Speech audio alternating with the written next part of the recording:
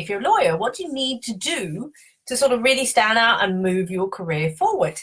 Well, the first thing is you need to hit your numbers.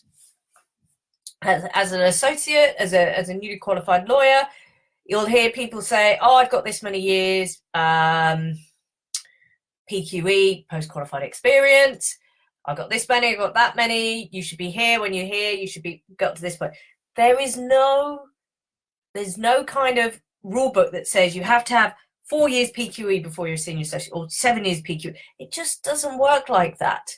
It may feel it works like that, and this is what you may hear people saying, but what's really important is to be looking and going, this is my path, as my friend Nis says, not somebody else's path. This is what I'm looking to do. This is when it's right for me, not for other people.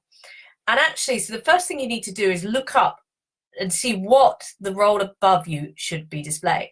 Now, a lot of law firms are putting in competency frameworks, job descriptions, quite detailed advice of what does it mean to be high performing as a senior associate, ordinary performance, what does being an associate mean? Actually, a lot of law firms are putting that sort of level of detail in.